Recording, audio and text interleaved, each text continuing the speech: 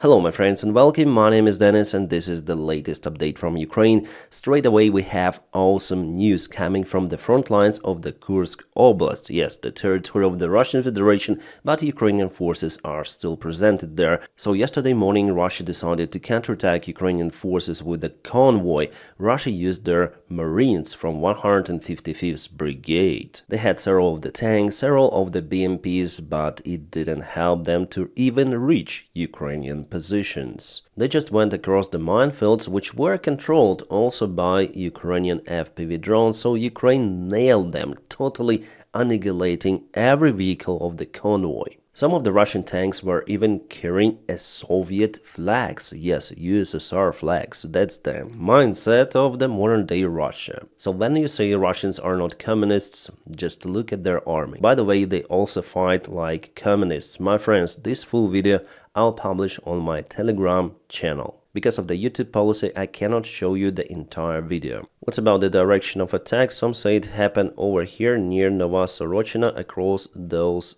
fields. Not those fields which are under Ukrainian control, but those fields. Well, I will specify the direction after some time. But the fact is the fact, Russian Marines, the most capable Russian army forces, were totally annihilated. It's the modern day reality of the war. Despite how good your forces are, how good they're trained, or what equipment do they have, they still need to be delivered to the front lines to fight. But this feature, as usual, is very difficult, especially for Russians, because in a way Ukrainian army has an air superiority over Russia, because Ukraine was capable to organize better drone surveillance, and the system for the drone operation works better for Ukraine. Drones are flying 24/7, and Russians, well, they complain a lot about this stuff. This lady, should I call her lady? Well, she's a Russian volunteer. Yes, Russian army also has lots of the volunteers, and she is one of big volunteers in Russia.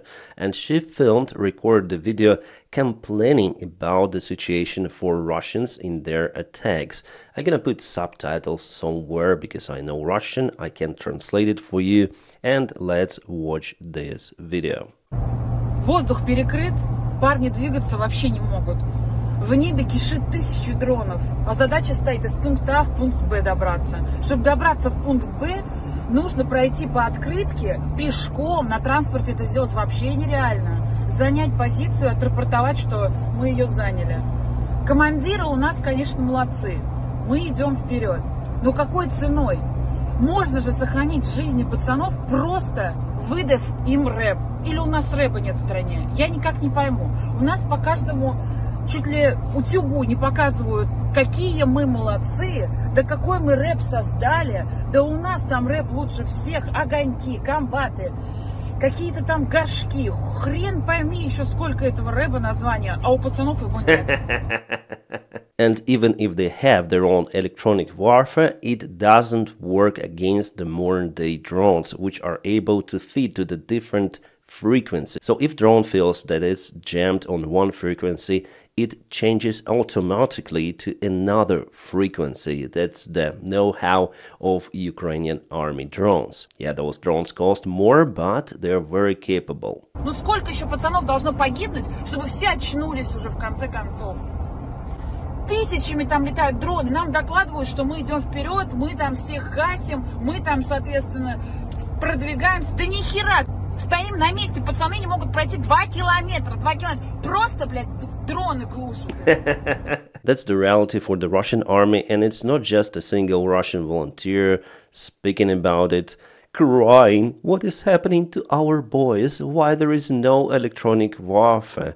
Russian military bloggers and Russian soldiers themselves, they point out huge problems with Ukrainian drones attacking them 24/7. For example, if we take Pokrov's direction further than Selidova, Russians have severe problems. If Russians take the ground somewhere, it doesn't mean that they're successful there. No, they're under the constant drone attacks by Ukrainian side. And only by sending mid-waves one after another one, Russians may propel. So the cost for taking the ground for Russia, it's huge, it's severe. Well guys, to be fair, we also should say similar stuff to Ukrainian side, because for example, Ukraine propelled towards Fansivka village, but here Ukraine lost at least 10 of the vehicles. The reason is that Russians also have FPV drones, they have surveillance drones, but they use those not as much as the Ukrainian army. Well, maybe because Russians just basically go on assault operations more compared to Ukrainian side, so they've been hit by Ukrainian drones more than the Ukrainian army is hit by the Russian drones, but the fact is the fact, Russia has more losses. And yeah, after all, it looks like the attack of the Russian 155th Marine Brigade was stopped near Nikolsky. Russia desperately wants to go and cut this supply road for Ukrainian army in Malaya Lokhnya. But this attack was not successful for them. Russian army ran out from the place, but they also caused losses for Ukrainian army. Ukraine lost one tank. And we may cross-check everything like probably the video. Yes, it's exactly the same video that I showed you before. We have the photo information with the geolocation of the exact place. By the way, 47th Ukrainian Brigade repelled the Russian attack, one of the most capable Ukrainian brigades. And here we have the other confirmation. So the part of the Russian vehicles in the convoy were lost on the way, but Russia continued attack, moving further, but it didn't help. As you can see, they lost part of the vehicles here and later on here, and later on the part of the Russian infantry just ran away from the place. But despite the Russian failures in the region of Kursk and Pokrovsk, we see the spike, huge spike of the Russian attack attempts for a couple of days. So before we had the tendency that Russia was moving really slowly, those are the attack attempts from the enemy. So those attacks reduced gradually, but now there is the huge spike which happened the day before yesterday. Since the beginning of the year, it's the most active day for the Russian army, but again, it brings more losses to Russians. Well, their attacks happen mostly in the Kursk region, as I just showed you, and also not far away from Velika Novosilka, near Veliki Kamar, where Russia continued to lose vehicles. But definitely I see that they've gained more territories. They moved to Novocheretovo village, and let's see what they've lost. Well, it was a Russian convoy actually. Many of the vehicles were there. We have the thermal camera image, and most of the vehicles hit the mines there.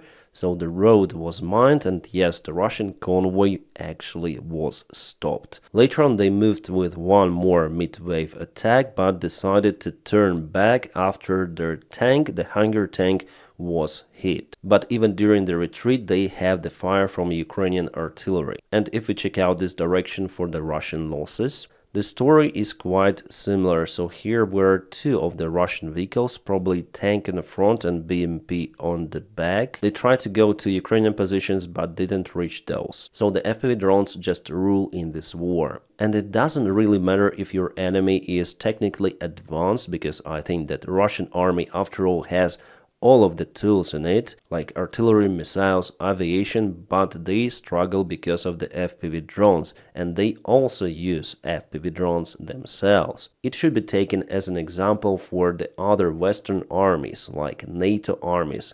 Yeah, nowadays there is no unity in NATO, but countries like United States, France, Germany, UK, they should improve their drone capabilities. Because there is the army which learns quite well, and it is a Chinese army. They already have the forces which operate FPV drones, and they do it in a similar way as the Ukrainian or the Russian armies. So here you can see FPV is flying, they also have surveillance drones, and China is capable to produce lots of the drones, like thousands and thousands of those. Ukraine and Russia mostly takes technology from China, so China obviously will have advantage over any kind of the other army in a possible modern day war scenario. Alright, and now let's go back to our front lines updates. Here Russia moved towards Ulakli village, unfortunately, before they occupied Dachna, and I guess Ukrainian army already withdrawn from this entire area. This area is still under control by Ukraine because there is the river. It's more or less okay, but what I see that this road was already cut here by Russians, or it's better to say their attack. So here they also have losses. Let's check them out. Yeah, we have the geolocated image, and Ukraine there, as you can see, used cluster shells. I wonder if Russians were capable to land their infantry forces in Ulakli and take some of the buildings, because they lost their vehicles, but they might create a small bridgehead which will be constantly bombed by Ukrainian drones, obviously. So about this area which allegedly was taken yesterday, honestly guys, I'm not sure whether Russians moved and took this area. We should wait for a little. And the Ukrainian army also have losses there. Yeah, one of the vehicles was lost for Ukraine. We can see it over here. So this attack vector too likely, and also there is the attempt of the Russian army to go to Constantinople. There we have mutual losses from both of the sides. Ukraine lost a couple of the tanks as well as Russian army lost the infantry vehicles. Yeah, we have some of the confirmation, but it's really bad quality. I guess it was filmed during the very early morning time. And as for Ukraine, one of the tanks was disabled by FPV drone and the crew left the tank. And Ukraine was capable to trophy the BTR-82A of the Russian army. It happened in the Chasiv Yar direction, so this vehicle sustained some of the damages, as you may see, but in general it was okay. Now it's in the maintenance procedure, so you can see the engine is removed. Yeah, hopefully you can see because my image is also on the lower bottom corner. And here is the vehicle. Our officer is telling how it happened. I mean, how they were able to trophy this vehicle. It happens not too often, I would say, on the front lines, because those operations to take the vehicles from the gray zone, they're very, very risky. And also Russian or Ukrainian side, they try to finish their own vehicles if they're disabled left in this gray area, just not to let enemy to take those. You probably know TOS-1 Solntsepek. Well, it is TOS-2. Also Solntsepek system, it's the rocket artillery barrage shell thrower system, which Russian army uses and modernizes all the time. Well, the difference between TOS-2 and TOS-1 is that in this case they use Ural vehicle, not armor chassis of the tank, but the light armor vehicle, which is very bad for the crew, because actually the range of the system is not more than 10 kilometers, which makes it really vulnerable. Yeah, if the system fires towards some area, it's very effective, but it has its own downside as low maneuverability, and you should place it very close to the front. On the other hand, if you speak about the problems with the Ukrainian artillery, to be more precise, with Panzerhaubitze 2000, well, for the last months Ukraine lost 2 of those units. I saw it myself because I analyze videos also from the Russian side.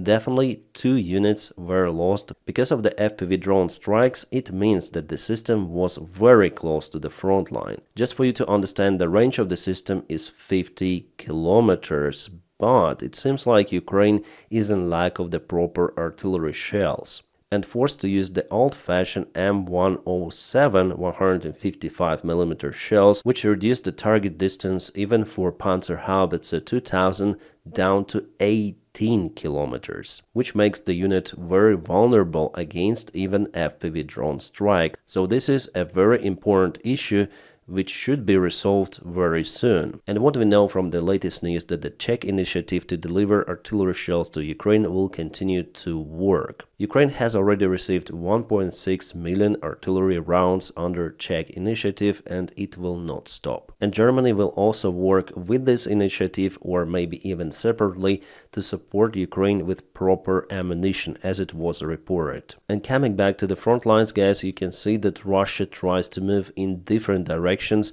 other than Pokrovsk. Somehow Ukraine was capable to stabilize Pokrovsk with the help of the several counter-assault actions. And Russia just cannot do anything with it, and that's why they start to move from the different areas. It's kind of hot also in Toretsk. You can see lots of the Ukrainian drones are flying there, Russian drones as well.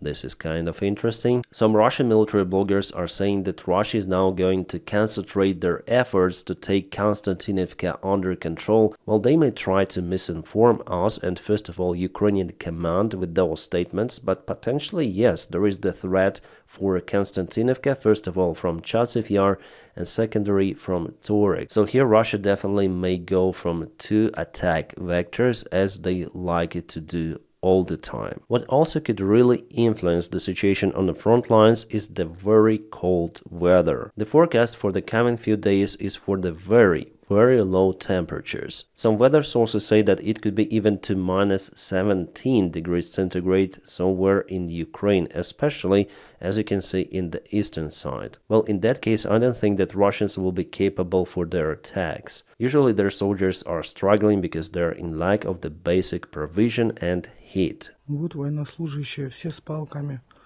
Кто как раненый, у кого руки, у кого ноги. Я глухой, тоже с палкой. Maybe I already showed you this video, there are tons of those. The Russian Crunch battalions are fighting on the front lines, continue to fight there. Вот посмотрите, как мы лежим. Весь день мы ехали.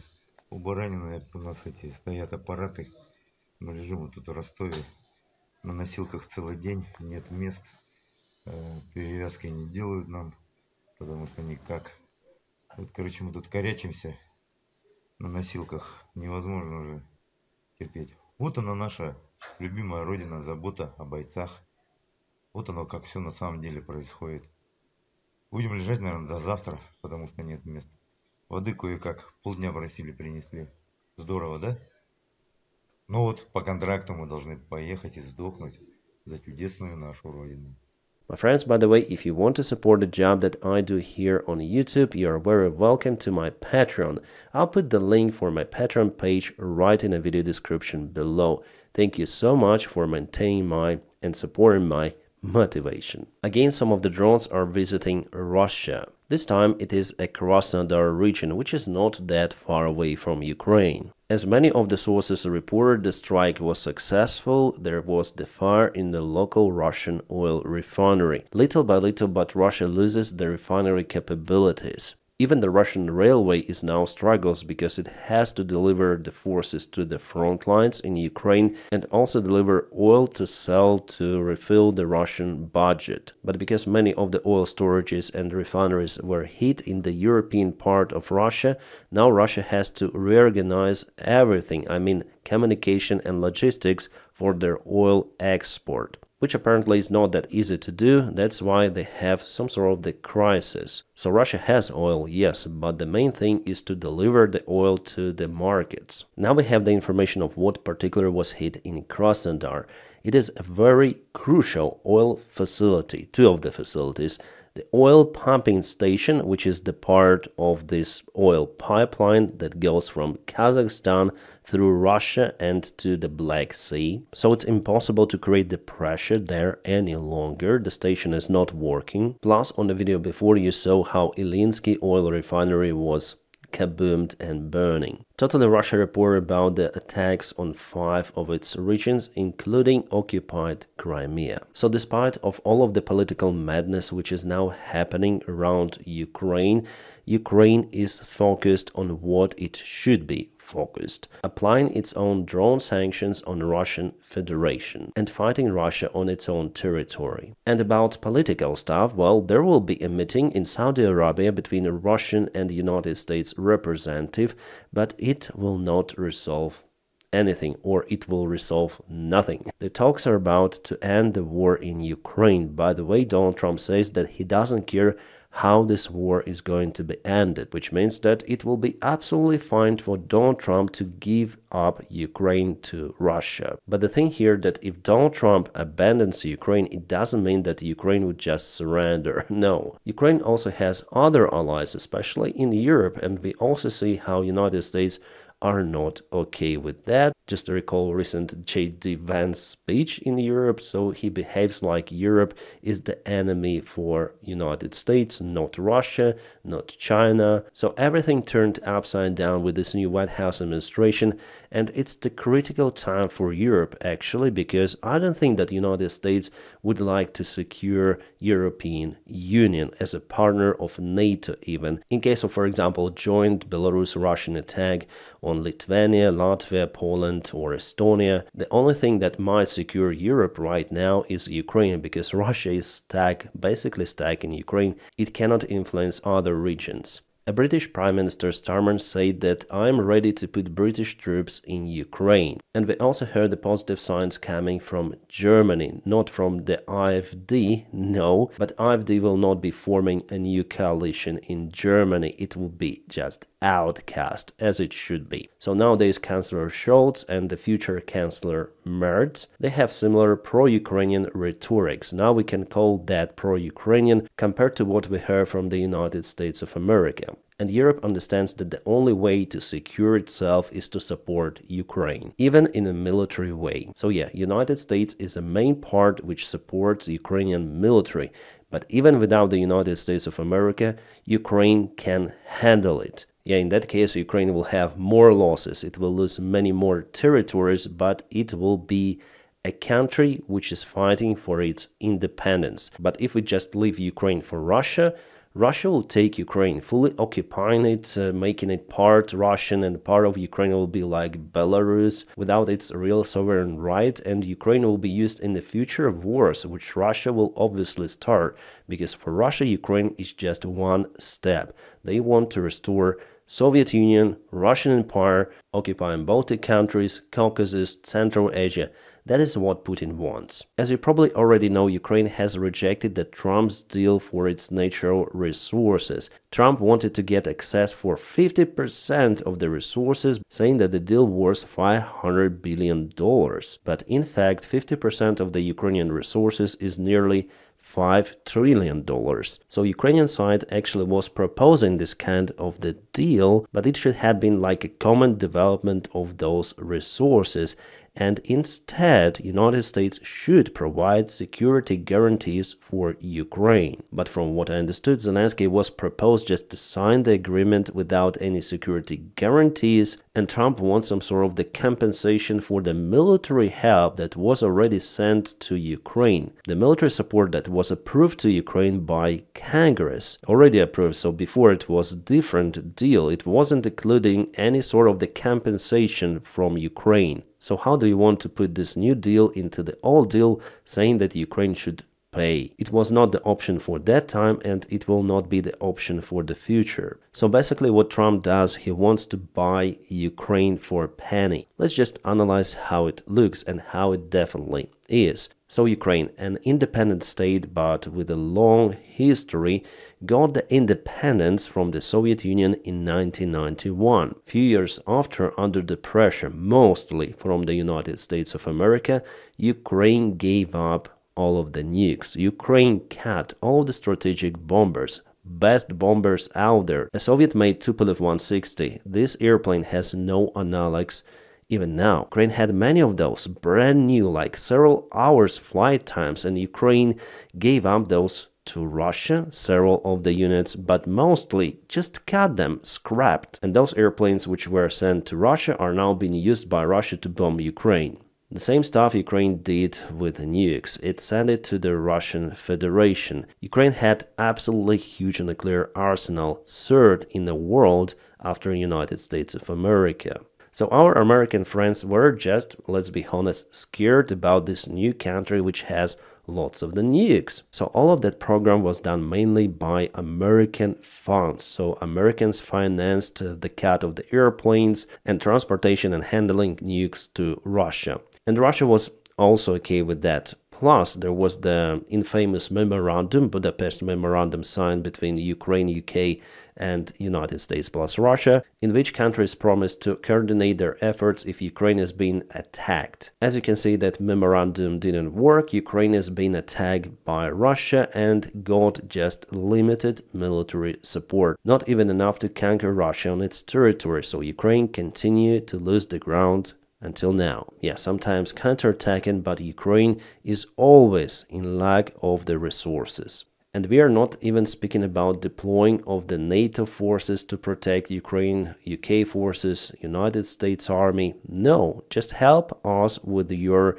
military equipment and ammunition. Yes, United States is helping, Europe is helping, but it's not enough. Moreover, now it is a big question whether United States of America will continue to support Ukraine. And there is not enough help to beat the bully out. And what our friend does, he says, give me your wallet. Yes, you're beaten up, but give me your wallet. I need your money. Because you know the previous administration helped you with some military help, so you need to compensate it, but for me. And about the future support, security guarantees, I don't know.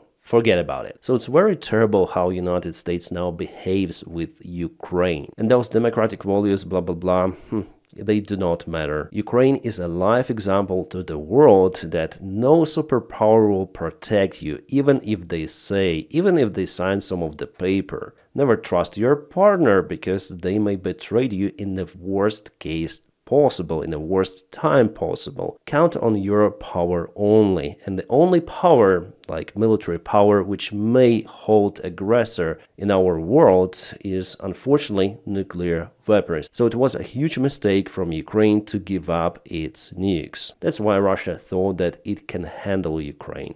So maybe if there is no NATO perspective, if there is no security guarantee for Ukraine, Ukraine should do something to regain nukes back again. How to do it, that's the other question. But it's the only way for the country to survive. At least I see it like that nowadays, then everything else is not working. Especially as you can see with Donald Trump, who attacks his own allies in Canada, in Europe. He just opens a Pandora box from the beginning of the last century. Then there was no any law but force. So who has more power wins. Democracy was already destroyed. New world order is coming. Well, I just hope that everything will come back to its place after Trump's term is over. I hope we can play it back, but the coming years will be very, very difficult for the world, and there could be not just the war in Ukraine, judging on what I see. Again, my friends, it's my personal opinion. That's how I see this world and the situation around Ukraine personally, so you may agree with me or disagree. And about the possible peace deal between Ukraine and Russia, I think finally it will not work. There could be some of the negotiations, but those will be negotiations for negotiations. And I don't say that Donald Trump has some sort of the plan. No, he doesn't have it. I understand it because every of his team members says completely different stuff. By the way, Donald Trump says that stuff himself. One day he says one thing, the other day totally opposite. Yeah, the representative of the Munich conference, who was leading it, Christoph Hoxane, cried a little at his final speech. Then the Munich conference is over. Well, I would say that we guys should be concerned about the outcome of this Munich conference because it shows the division between allies. Actually, as I say to you, it would be a perfect time for Russia to attack NATO, because there is the high probability that the United States would not respond on that attack. And Europe, well, in the military perspective, it is weak. Europe relied on NATO alliance with United States of America. So because United States originally has huge army, it may secure its allies. But now with Donald Trump, not any longer. It was put under a huge question during this Munich conference. But luckily for Europe, Russia is stuck in Ukraine, so Europe has potentially time for reforms, but those reforms should be started immediately. The European Union should obtain its own independent army. Yes, it should go in the NATO alliance, but organization of the army should be done internationally within European Union regulations. The European Union should not be just economy or political alliance, it should be like a state or federation of the states, not close as the United States of America. No, still there are some separate languages and the culture of the European Union is really different, but to survive they should unite. And that was also a proposal of Vladimir Zelensky, who stated that Europe should obtain its own army. And by the way, Ukraine may play a great role here because the Ukrainian army has military experience, and in a way Ukrainian army is even bigger than many of the European Union countries' armies. Ukraine is playing its role to defend Europe and will play in a long-term perspective. For this reason, I'm sure that Europe will not abandon Ukraine. And here you see Elon Musk already commented seriously pathetic relative to the video I showed you before, that it's tragedy actually for allies that our allies are so divided. So with those guys like Elon Musk, Donald Trump, JD Vance and so on, United States turned a wrong way, very dark way. And actually, guys, I'm scared for my family even, because I don't see like a bright future for us in the coming years. If that tendency continues, dictators will rule. And there will be many more of the military conflicts, basically wars. In that scenario, the Third World War is just imminent. Alright guys, and to finish the video with the positive information, right away we have the report of the Ukrainian counterattack again in the Pokrovsk direction. Ukraine took some of the ground. We even have some of the video confirmation that Russians were kicked out from this industrial plant. Some of the Ukrainian vehicles went on the south further. There were also some of the pictures from the cameras of our soldiers, but I cannot show you those on this platform, unfortunately. So absolutely fantastic news from Pokrovsk itself. Russia fails with its mission to occupy this important town. And now, my friends, I wish you all a peaceful sky wherever you are and have a great time.